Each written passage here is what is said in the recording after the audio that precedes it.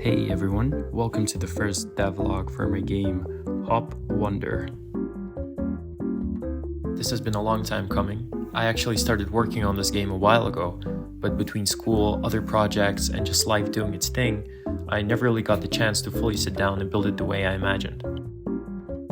It sort of existed in the background, quietly waiting for me to come back. So this devlog is me saying I'm back, I'm making it happen, and I want to bring you along for the ride. And hopefully by sharing the process, it'll keep me motivated and maybe inspire a few of you too. Alright, so what's Hopwander? At its core, it's a peaceful adventure game where you play as a small frog exploring a world of floating islands. You start in Frogville, your home, then get sent out by the Frog King to check on the other islands, where things aren't quite right. Each island is its own little world, with unique characters, small problems to solve, and bits of story to uncover.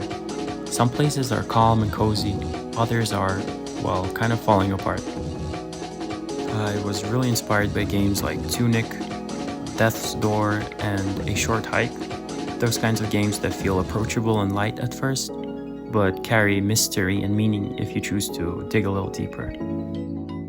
The full story is still a work in progress though. I have a general direction and some key themes I'm excited about, but I'm still figuring out the details as I go.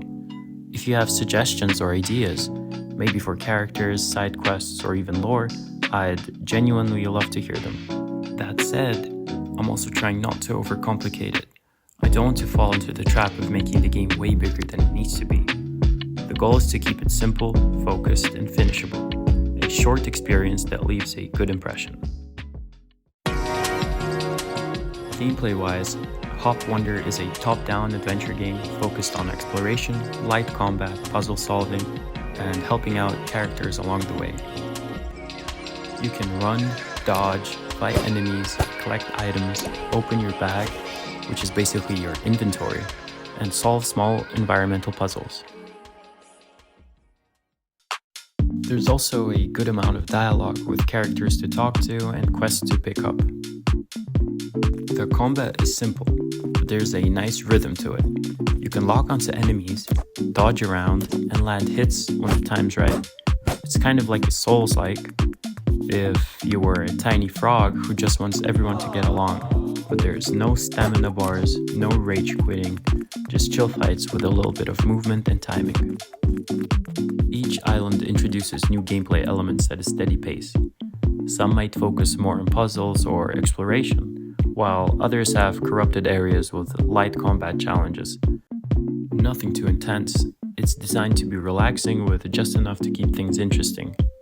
Also, quick thing, if Hopwander seems like something you'd want to play, it's already up on Steam, and you can wishlist it now. It really helps with visibility and keeps you updated when the game drops. Alright, now let's talk about the art style. Visually, Hopwander is built around a stylized, cel-shaded look with soft colors. I wanted the game to look inviting the second you see it, like something cozy and handcrafted. I tried to keep the details simple, so your eyes can relax and just take it all in. I've been experimenting with how light and color can shape the mood of each island. For example, Junktown on Cloudy Peak has warm tones, cluttered details, and a kind of lively energy to it. Meanwhile, Frogville is more relaxed and open, with cooler lighting and a softer palette that gives it almost a dreamy atmosphere. I try to make the characters expressive too. The frog you play as has small animations that give it some personality, whether it's idling, running, or looking around curiously. It adds life to the world without needing too much complexity. I also tried to keep the UI minimalistic. I wanted it to stay out of the way as much as possible. Clean icons, clear menus, and no unnecessary clutter. Whether you're opening your bag or navigating dialogue, the goal is to make it feel smooth and intuitive. It also supports gamepad controls, which I know a lot of players appreciate, especially for games like this that are meant to be a bit more laid back and cozy. I also managed to build a pretty solid dialogue system that supports branching text, choices, and simple character reactions. It's been really fun to write for, honestly. Giving each character a distinct personality is something I've really enjoyed. That said, I'm not a professional writer, so I'll just go ahead and apologize in advance if some lines come off a little awkward, but I'll be sure to keep working on them. So yeah, Hopwander is officially back in development and I'm excited to keep building it out.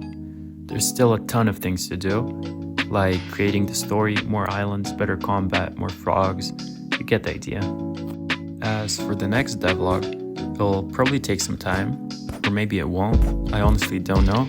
I'm making this game solo, so timeline can get a little unpredictable depending on how life goes, but I'll keep sharing progress when I can. In the meantime, I'm always down for suggestions, feedback, or ideas, whether it's about mechanics, story, or even about what kind of hat the frog should wear next. Drop them in the comments below. I really do read them. And of course, if Hopwander looks like something you'd enjoy, be sure to check out the Steam page and wishlist the game. It helps more than you think. Thanks again for watching, and I'll see you in the next one.